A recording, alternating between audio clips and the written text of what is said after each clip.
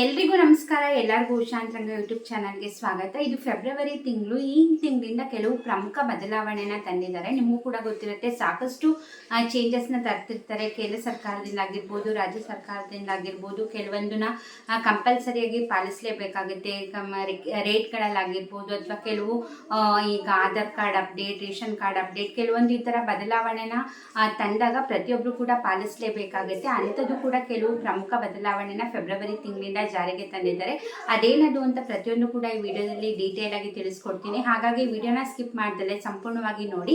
ಯಾರೆಲ್ಲ first time channel ನೋಡ್ತಾ ಇದ್ದೀರಾ, ನನ್ನ ಹೆಸರು ಉಷಾಂತರಂಗ ಯೂಟ್ಯೂಬ್ ಚಾನಲ್ನ ಸಬ್ಸ್ಕ್ರೈಬ್ ಮಾಡಿಕೊಂಡು ಬೆಲ್ ಐಕನಲ್ಲಿ ಆಲ್ ಅಂತ ಸೆಲೆಕ್ಟ್ ಮಾಡ್ಕೊಳ್ಳಿ. ಅವಾಗ ನಾನು ಯಾವುದೇ ಹೊಸ ವಿಡಿಯೋ ಅಪ್ಲೋಡ್ ಮಾಡಿದಾಗ ನಿಮಗೆ ನೋಟಿಫಿಕೇಶನ್ ಬಂದಿರುತ್ತೆ.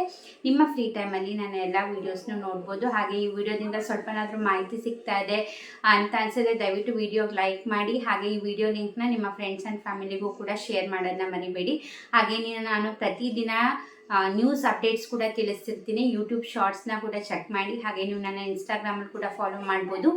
ಲಿಂಕ್ ಡಿಸ್ಕ್ರಿಪ್ಷನಲ್ಲಿ ಇರುತ್ತೆ. ಅಲ್ಲೂ ಕೂಡ ಮಿನಿ ವ್ಲಾಗ್ಸ್ ಆಗಿರ್ಬೋದು, life style videos, cooking videos ಪ್ರತಿಯೊಂದನ್ನು ಕೂಡ ಅಲ್ಲಿ ಅಪ್ಡೇಟ್ ಮಾಡ್ತಿರ್ತೀನಿ. ಬನ್ನಿ ಇವತ್ತಿನ ವಿಡಿಯೋನ ಸ್ಟಾರ್ಟ್ ಮಾಡೋಣ. ಕೆಲವು ಬದಲಾವಣೆನ ತಂದಿದ್ದಾರೆ. ಅದು ಫೆಬ್ರವರಿ 1ರಿಂದ ಅಂದರೆ ನಿನ್ನೆಯಿಂದನೇ ಜಾರಿಗೆ ತಂದಿದ್ದಾರೆ. ಫಸ್ಟ್ನೇದು ಏನಪ್ಪ ಅಂತಂದರೆ ಗ್ಯಾಸ್ ಸಿಲಿಂಡರ್ ಬೆಲೆ. ಹೌದು, ಈ ತಿಂಗಳಿಂದ ಗ್ಯಾಸ್ ಸಿಲಿಂಡರ್, ಅದು ಮನೆಗಳಲ್ಲಿ ಉಪಯೋಗಿಸ್ತೀವಲ್ಲ ಗ್ಯಾಸ್ ಸಿಲಿಂಡರ್, ಆ ಸಿಲಿಂಡರ್ ಬೆಲೆನ ಕಡಿಮೆ ಮಾಡಬೇಕು ಅಂತ ತೀರ್ಮಾನ ಮಾಡಿದ್ದಾರೆ. ಬಟ್ ಅದು ಎಷ್ಟು ಕಮ್ಮಿ ಆಗತ್ತೆ ಅಥವಾ ಯಾವತ್ತಿಂದ ರೇಟ್ ಕಡಿಮೆ ಆಗುತ್ತೆ ಅನ್ನೋದ್ರ ಬಗ್ಗೆ ಮಾಹಿತಿ ಕೊಟ್ಟಿಲ್ಲ. ಬಟ್ ಈ ತಿಂಗಳಲ್ಲಿ ಗ್ಯಾಸ್ ಸಿಲಿಂಡರ್ ಬೆಲೆ ಕಡಿಮೆ ಆಗುತ್ತೆ ಅಂತ ಹೇಳಿದ್ದಾರೆ. ಖಂಡಿತವಾಗ್ಲೂ ಇದು ಗುಡ್ ನ್ಯೂಸ್ ಅಂತಲೇ ಹೇಳ್ಬೋದು. ಮತ್ತು ಕಮರ್ಷಿಯಲ್ ಗ್ಯಾಸ್ ಸಿಲಿಂಡರ್ ಬಗ್ಗೆ ಅಂದರೆ ಆ ಬೆಲೆಯಲ್ಲಿ ಯಾವುದೇ ರೀತಿ ವ್ಯತ್ಯಾಸ ಆಗಿರಲ್ಲ. ಅದು ಇವಾಗ ಎಷ್ಟಿರುತ್ತೋ ಅಷ್ಟೇ ಇರುತ್ತೆ. ಯಾಕಂದರೆ ಈಗ ರೀಸೆಂಟಾಗಿ ಕಮರ್ಷಿಯಲ್ ಗ್ಯಾಸ್ ಸಿಲಿಂಡರ್ದು ಬೆಲೆ ಕಡಿಮೆ ಮಾಡಿದ್ರು ಕೂಡ, ಬಟ್ ಈ ಸತಿ ಈಗ ಮನೆಗೆ ಏನು ಯೂಸ್ ಮಾಡ್ತೀವಿ ಗ್ಯಾಸ್ ಸಿಲಿಂಡರ್, ಆ ಸಿಲಿಂಡರ್ ಬೆಲೆಯಲ್ಲಿ ಅಂದರೆ ಹಣನ ಕಡಿಮೆ ಮಾಡಬೇಕು ಅಂತ ಹೇಳಿದ್ದಾರೆ. ಬಟ್ ಯಾವತ್ತಿಂದ ಏನು ಎಷ್ಟು ಕಡಿಮೆ ಆಗುತ್ತೆ ಅನ್ನೋದ್ರ ಬಗ್ಗೆ ಮಾಹಿತಿ ಬಂದ ಕೂಡಲೇ ನಾನು ನಿಮಗೆ ಅದ್ರ ಬಗ್ಗೆ ಕೂಡ ವಿಡಿಯೋ ಮಾಡಿ ತಿಳಿಸ್ತೀನಿ.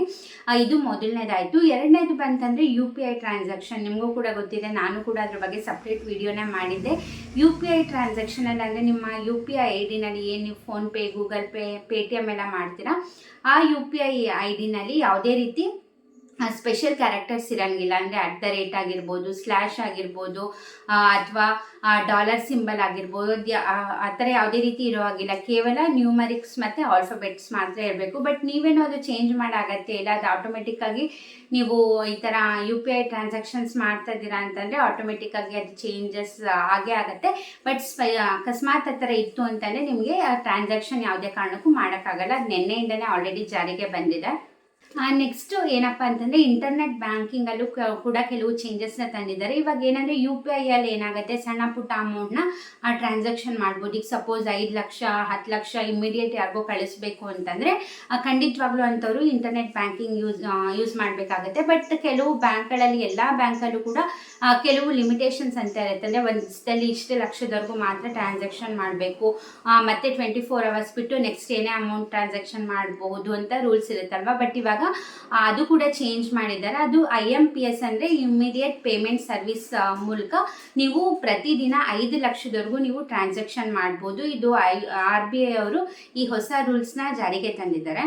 ಇನ್ನು ಮುಂದೆಯಿಂದ IMPS ಮೂಲಕ 5 ಲಕ್ಷದವರೆಗೂ ನೀವು ಟ್ರಾನ್ಸಾಕ್ಷನ್ ಮಾಡ್ಬೋದು. ಮತ್ತು ನೆಫ್ಟಲ್ಲಿ ಮಾಡೋಕ್ಕಾಗಲ್ಲ, ಕೇವಲ IMPSಲ್ಲಿ ಮಾತ್ರ 5 ಲಕ್ಷದವರೆಗೂ ಮಾಡ್ಬೋದು. ಇದು ಖಂಡಿತವಾಗ್ಲೂ ಒಳ್ಳೆಯದು ಅಂತಲೇ ಹೇಳ್ಬೋದು. ಯಾಕಂದರೆ ಏನಾರ ಇಮ್ಮಿಡಿಯೇಟ್ ಏನೋ ಎಮರ್ಜೆನ್ಸಿ ಬಂತು, ಲಕ್ಷಗಟ್ಟಲೆ ಕಳಿಸ್ಬೇಕು ಅಂತಿದ್ದಾಗ ಈ ಥರ ರೂಲ್ಸ್ ಇದ್ದರೆ ಕಷ್ಟ ಆಗೋದು. ಎಲ್ಲೋ ಇರ್ತಾರೆ, ಇನ್ನೊಬ್ಬರು ಎಲ್ಲೋ ಇರ್ತಾರೆ, ಅಂಥ ಟೈಮಲ್ಲಿ ಸಾಕಷ್ಟು ತೊಂದರೆ ಆಗ್ತಿತ್ತು. ಬಟ್ ಇವಾಗ ಈ ಚೇಂಜಸ್ ತಂದಿರೋದ್ರಿಂದ 5 ಲಕ್ಷದವರೆಗೂ ಲಿಮಿಟ್ ಜಾಸ್ತಿ ಮಾಡಿರೋದ್ರಿಂದ ಖಂಡಿತವಾಗ್ಲೂ ಇದು ಉಪಯೋಗ ಆಗುತ್ತೆ ಅಂತಲೇ ಹೇಳ್ಬೋದು. ನೆಕ್ಸ್ಟ್ SBI ಬ್ಯಾಂಕಲ್ಲೂ ಕೂಡ ಒಂದು ಯೋಜನೆ ಇದೆ, ಅಂದರೆ ಗೃಹ ಸಾಲ ಯೋಜನೆ ಅಂದ್ಬಿಟ್ಟು. ಈ ಯೋಜನೆದು ರೇಟ್ ಆಫ್ ಇಂಟ್ರೆಸ್ಟ್ನ ಕೂಡ ಕಡಿಮೆ ಮಾಡಿದ್ದಾರೆ SBI ಬ್ಯಾಂಕಲ್ಲಿ. ನಿಮಗೆ ಇದ್ರ ಬಗ್ಗೆ ಗೃಹ ಸಾಲ ಯೋಜನೆ ರೇಟ್ ಆಫ್ ಇಂಟ್ರೆಸ್ಟ್ ಎಷ್ಟಾಗಿದೆ ಏನು ಅಂತ ತಿಳ್ಕೊಬೇಕಂದ್ರೆ ನೀವು ಖಂಡಿತವಾಗ್ಲೂ ಆ ಬ್ಯಾಂಕಿಗೆ ಹೋಗಿ ವಿಚಾರಿಸಿದ್ರೆ ಡೀಟೇಲ್ ಆಗಿ ಅವರು ಇನ್ಫಾರ್ಮೇಷನ್ನ ಕೊಡ್ತಾರೆ. ಇದಾಗಿದ್ದು ಫೆಬ್ರವರಿ ತಿಂಗಳಲ್ಲಿ ಆಗಿರುವಂತಹ ಚೇಂಜಸ್. ಇವಾಗ ಬಜೆಟ್ ಕೂಡ ನಡೀತಿದೆ, ಅದರಲ್ಲೂ ಬಜೆಟಿಂದ ಕೂಡ ಸಾಕಷ್ಟು ಇಂಪ್ಯಾಕ್ಟ್ ಆಗ್ತಾ ಇದೆ. ಅದ್ರ ಬಗ್ಗೆ ಕೂಡ ನಾನು ಡೀಟೇಲ್ ಆಗಿ ವಿಡಿಯೋಸ್ನ ಮಾಡಿ ತಿಳಿಸ್ತಾ ಇರ್ತೀನಿ. ಹಾಗಾಗಿ ನನ್ನ ಚಾನೆಲ್ನ ಸಬ್ಸ್ಕ್ರೈಬ್ ಮಾಡಿಕೊಂಡು ನೋಟಿಫಿಕೇಶನ್ ಆನ್ ಮಾಡ್ಕೊಂಡು ಅದನ್ನ ಮರಿಬೇಡಿ, ಅವಾಗ ನೋಟಿಫಿಕೇಶನ್ ಬಂದಿರುತ್ತೆ. ನೀವು ಫ್ರೀ ಆದಾಗ ನನ್ನ ಚಾನೆಲ್ನ ಎಲ್ಲ ವೀಡಿಯೋಸ್ ಕೂಡ ನೋಡ್ಬೋದು. ಹಾಗೆ ಈ ವಿಡಿಯೋದಿಂದ ಸ್ವಲ್ಪನಾದರೂ ಮಾಹಿತಿ ಸಿಕ್ತು ಅಂತಂದರೆ ದಯವಿಟ್ಟು ವಿಡಿಯೋಗೆ ಲೈಕ್ ಮಾಡಿ. ಹಾಗೆ ನಾನು ಏನೇನು ಚೇಂಜಸ್ ಹೇಳಿದೆ ಅದ್ರ ಬಗ್ಗೆ ನಿಮ್ಮ ಅಭಿಪ್ರಾಯ ಏನೇ ಇದ್ರೂ ಕೂಡ ನನಗೆ ಕಮೆಂಟ್ ಸೆಕ್ಷನಲ್ಲಿ ತಿಳಿಸಿ. ಹಾಗೆ ನೀವು ಸಬ್ಸ್ಕ್ರೈಬ್ ಮಾಡ್ಕೊಂಡಲ್ಲೇ ನೋಡ್ತಾ ಇದ್ರಿ, ದಯವಿಟ್ಟು ಸಬ್ಸ್ಕ್ರೈಬ್ ಮಾಡ್ಕೊಳ್ಳಿ. ಹಾಗೆ ಯಾರೆಲ್ಲ ಸಬ್ಸ್ಕ್ರೈಬ್ ಮಾಡ್ಕೊಂಡು ನೋಡ್ತಾ ಇದ್ದೀರಾ, ಥ್ಯಾಂಕ್ ಯು ಸೋ ಮಚ್. ಹಾಗೆ ನೀವು ನನ್ನ ಇನ್ಸ್ಟಾಗ್ರಾಮಲ್ಲಿ ಕೂಡ ಫಾಲೋ ಮಾಡೋದನ್ನ ಮರಿಬೇಡಿ. ಹೀಗೆ ಸಪೋರ್ಟ್ ಮಾಡ್ತೀರಿ, ಹೀಗೆ ಎನ್ಕರೇಜ್ ಮಾಡ್ತಾರೆ. ಇಷ್ಟೊತ್ತು ವಿಡಿಯೋ ನೋಡಿದ್ದಕ್ಕೆ ಥ್ಯಾಂಕ್ ಯು ಸೋ ಮಚ್.